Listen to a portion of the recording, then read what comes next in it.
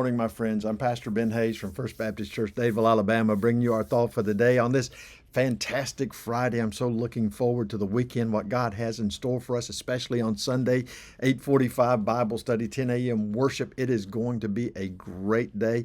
We've got a parent-child dedication Sunday morning, and it is going to be fantastic. So come and join us for that. But right now, we're in 1 Corinthians chapter 7, picking up in verse 32. Remember what we said yesterday. Paul believes without doubt that Jesus is returning at any moment, that this world is passing away with all of the things that are happening, much like what we believe today, because we are living in the last days. I'm telling you, with all of the signs that are out there, we are living in the last days. And Paul had all these questions that the Corinthian Christians were asking him about, what are we supposed to do? If I'm married, should I divorce my wife? Should I leave her? If I'm unmarried, should I get married? What am I supposed to do? And so Paul's been answering these questions.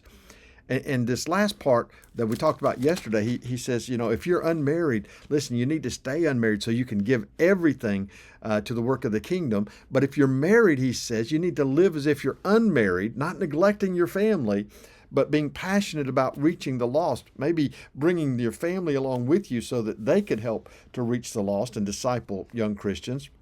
And he explains why he says this in verse 32. He says, "But I want you to be without care.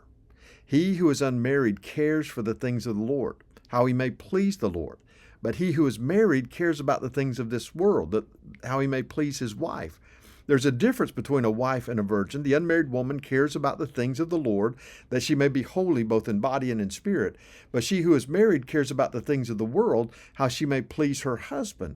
And this I say for your own profit, not that I may put a leash on you, but for what is proper, that you may serve the Lord without distraction." So he's just giving some common sense advice. And remember, he says, this is from my heart. And listen, I think we can trust the heart of Paul. I really do. He's saying this is not from God, but this is from me. And what he's telling us here is, look, here's the reason behind this. When you're married, you have to take care of your family. You have to. And so that means some of your time is going to be focused on them and not on serving God. But if you're unmarried, you can give 100% to his service. If you have that gift of celibacy, you can give 100% of your time to serving God and doing the things that God would have you to do. Now, does that mean that one is better than the other? No, that's not what he's saying. He's saying we're all called to certain things. And if you don't have that gift of celibacy, you will never be able to maintain that sexual purity that you need in order to do that. You'll be stumbling into temptation over and over again. That's why Paul says it's better to marry than to burn with passion, because God created us with these desires in our life. And only when God removes those desires can we stand up under the pressure of the temptations that are on around us, especially in the world today that is so oriented towards the pleasures of the flesh and the things of this world. And Paul says, look, it is good that you focus on the work of the kingdom, whether you're married or unmarried. But the married people have to take care of their family. Now think about that. This is what he's talking about. He wants us to do the work of the kingdom. Well, what is that work? Well, it's going into the world, making disciples, sharing the gospel with the lost. Now, understand, we can't save anybody, but we can share the hope of the gospel. And if they choose to accept it, then they have been brought into the kingdom. And then we nurture them. We teach them all the things that Christ has commanded us. We nurture them in the doctrines of the Word so that they can become strong, mature Christians, and they too can go into the world and make disciples. That's the purpose.